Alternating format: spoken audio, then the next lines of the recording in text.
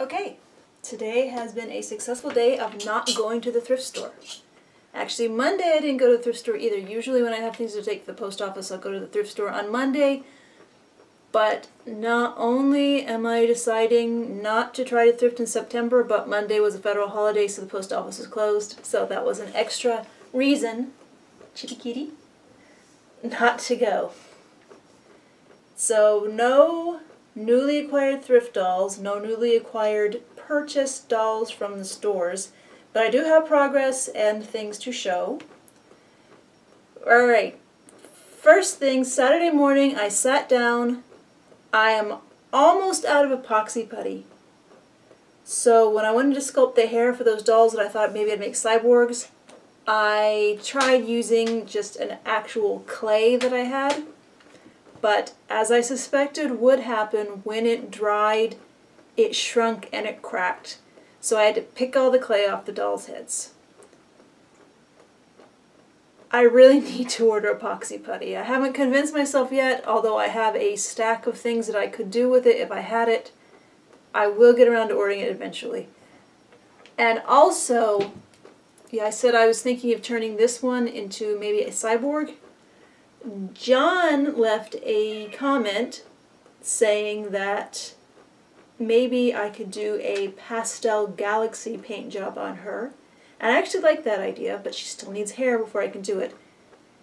And the inspiration is because of how cool John's Galactic Centaur Allen hybrid custom looks. If you haven't seen that, I will put a link in the description to his Flickr. And he says that it shouldn't be as impressive as people think it is because the process of making it was really easy. But the virtue of a cool custom is not just in the technique, but it's also in thinking of it to begin with. And Galactic Centaur Allen custom is a very cool idea to think of. And it is well executed no matter how simple the painting technique might be. So it is a very cool custom and people are right to be impressed. Hopefully I can get somewhere near the level of cool with this that John's gotten with his Galactic Allen Centaur hybrid. But I need to get epoxy putty before I can get there. The other doll with the acetone shrunk head that I tried to sculpt the hair on that I popped off was the Jennifer. But what I did get done with her is I got some ankles. And, oh, I forgot to get the package of the joints to show you. Hold on. Okay. So I had these joints. A lot of times when I put joints into dolls, I have just taken apart usually Obitsu fist hands. Since the Obitsu hands are soft plastic, it's really easy to get the peg out, the hinge peg out, and just have the hinge left, and I can grind and drill and Dremel out things to get that to fit. But I decided this time, Retrograde Works had these. She needed them to fix a doll that she had, and then the rest of them she said, would you like them? And I said, yes please, thank you. So these are Premium Parts Collection ball-shaped joint from Hobby Base, model PPC T10. I have seen these on Hobby Link Japan and on Hobby Shop, so I think you can still get these, but I don't know. So they are two-part joints. You put the part with the sticky-outy bit into the part with the hole bit, and then you cover up the hole from the other side with a just cover. And what they do is the joint itself is a simple hinge, and then when you stick the pieces into a drill, the pins, cats. When you stick the pins into a drilled out part of the body, then they will rotate and they can hinge and rotate.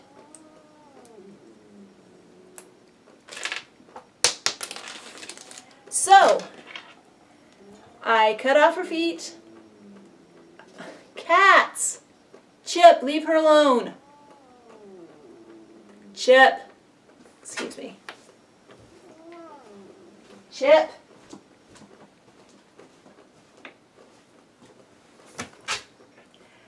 I cut her feet off. Then I drilled just little pilot holes into the feet and into the legs. Then I used I cut her feet off with the Dremel too, with the cut-off disc. Then I put on the sanding disc and smoothed things out, including reshaping the top of the feet a bit. And then I got a smaller Dremel bit, grinding bit with an angled, sort of a cone on the end, and I sort of rounded out the inside of the legs.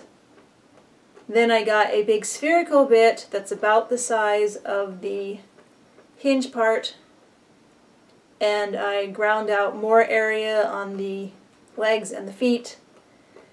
And then I got the drill and drilled the proper holes for the pins to go into.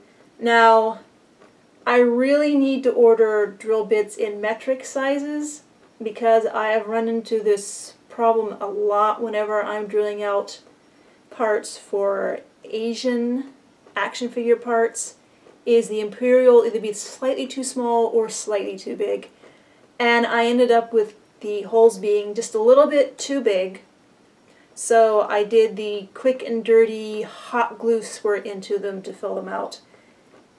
And so for now, until the hot glue wears out, they do flex and they do pivot.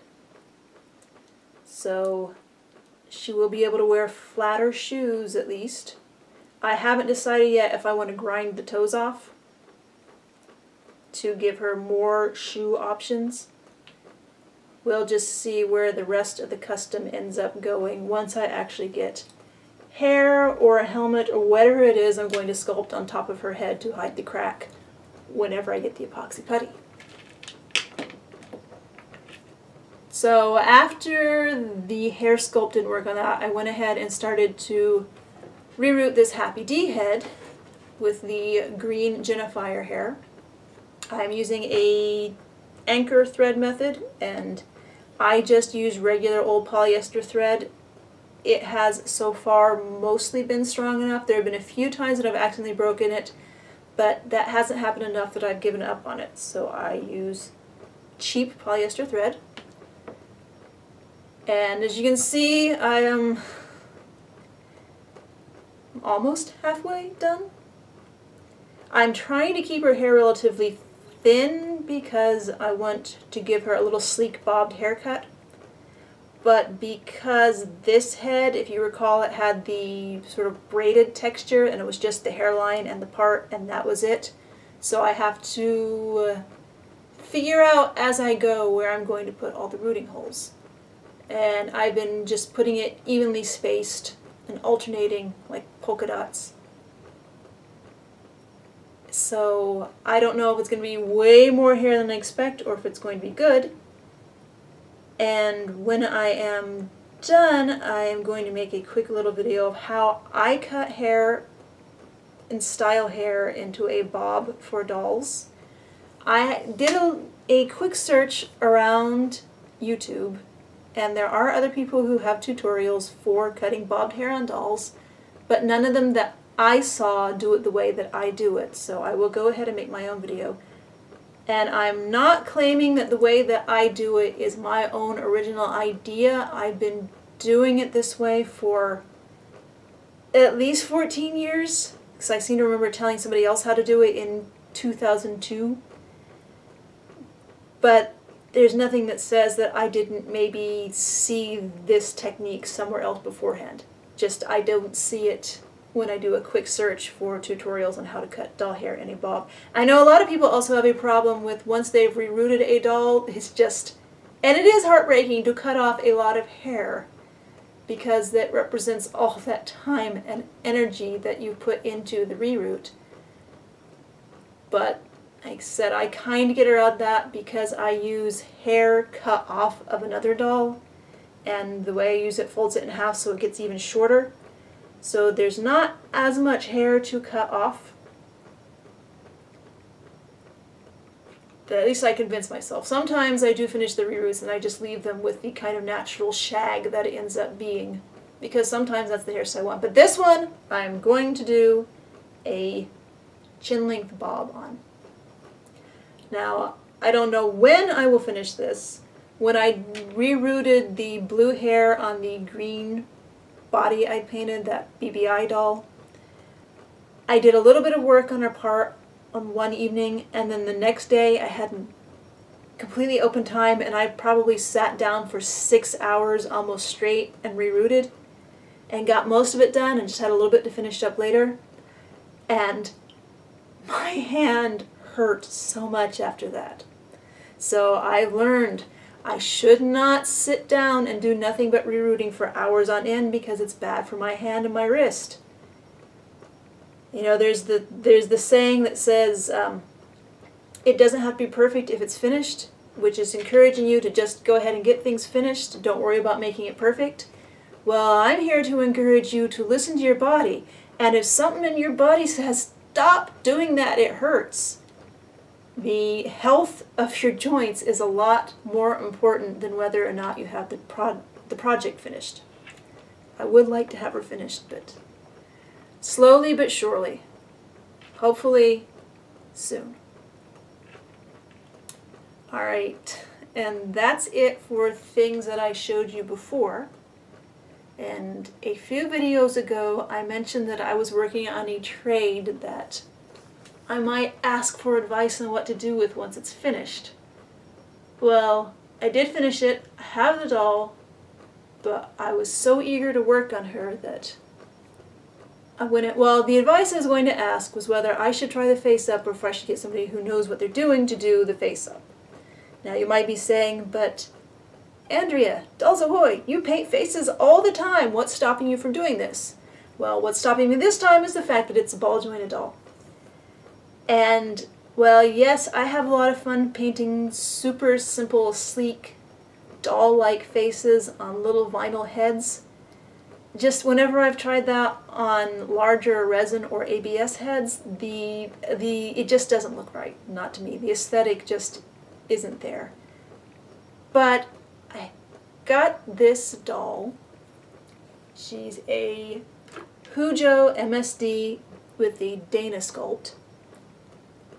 And, well, first thing I did is I made a wig for her. And I used part of the Doll-Lightful wig making tutorial, which I will link below. What that whole tutorial tells you how to make the wefts and everything. Well, I had these springy sausage curl wefts that Emmy Moon had sent to me. And I wanted to use them for doll hair, but it's really hard to figure out how to reroot with them.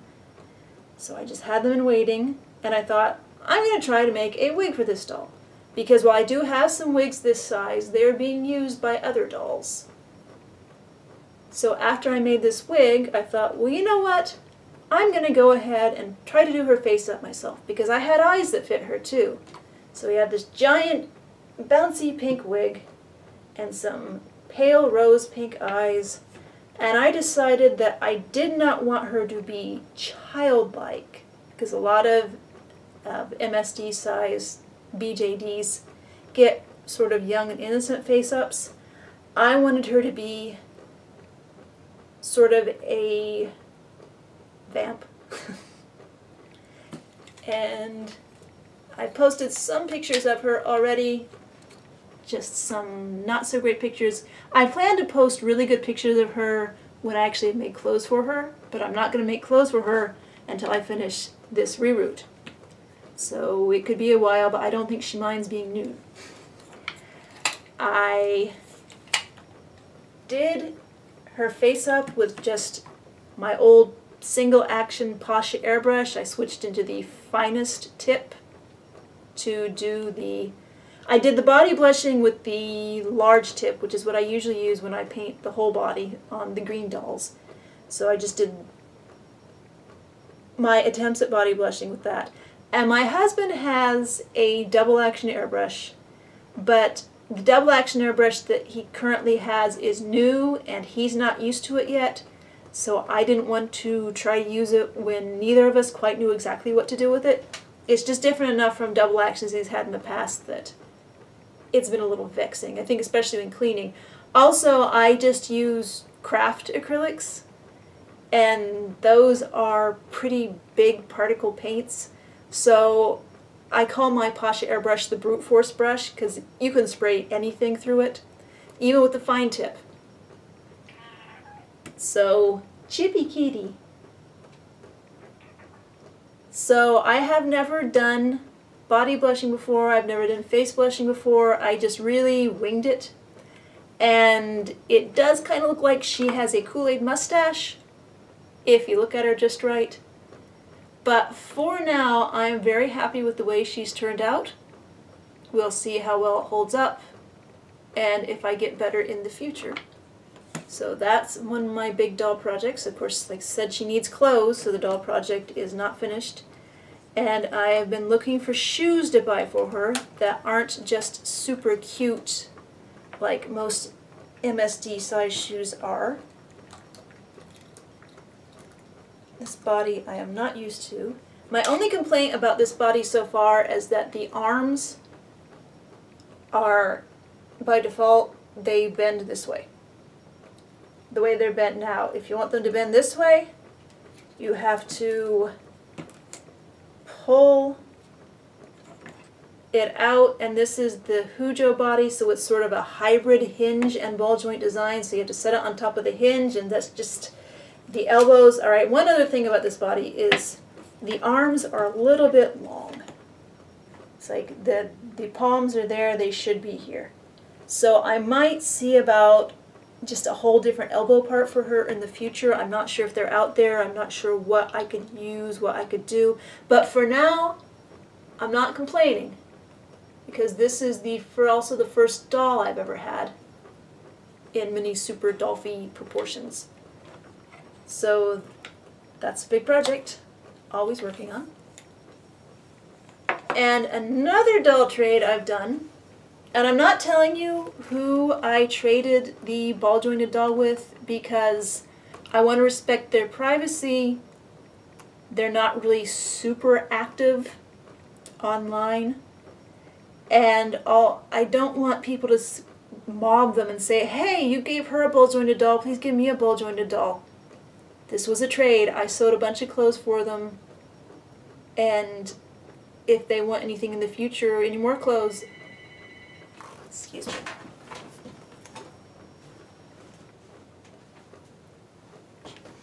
Anyway, basically, it's rude to ask people for dolls. They actually approached me and said, hey, would you be willing to do some sewing in exchange for this doll? And I said, maybe. And we worked things out. And that also is how it happened for these Dika doll cats. Again, this is my first, these are my first Anthrotinies, and I at first had no idea what I would do with these. I couldn't resist them because they're cats, and they have the two different faces. This one has the sculpted mouth. I think this is Miam Miam. I can't remember the other one's name. And it does not have the sculpted mouth. The doll on the Dika doll website just has a little cute circle mouth. I am vaguely thinking of maybe painting this one like Meowth. I'm not sure. If I do that, I know my child will want it as his own. But if I were to do Meowth justice, I would need to basically sculpt a new tail with the little cinnamon bun end that Meowth's tail has. We don't lack for extra strong rare earth magnets, so I could do that, but I would need more epoxy putty. The same with this one. I am toying with the idea of painting this like my cat, known as the Floof. She is a tabby with a lot of brown fur, but if you've seen pictures of the Floof, then you know that she has this funny short tail, so I would probably also sculpt a new tail. I wouldn't modify this tail, I would sculpt a new tail. But again, if I thought I was nervous airbrushing simple blushing and eyeshadow onto this doll. Airbrushing the floof's tabby stripes would probably be nerve-wracking, but that doesn't mean I won't try. Again, though, I'm not sure when, because the first thing I need to do is finish this reroute. And that's all I can think of today. I just realized that I forgot to take that noisy solar-powered waving Maneki Neko out of the window, so we'll see if the sound is all throughout the video. But with all the interruptions we've had during this video, it's just another thing.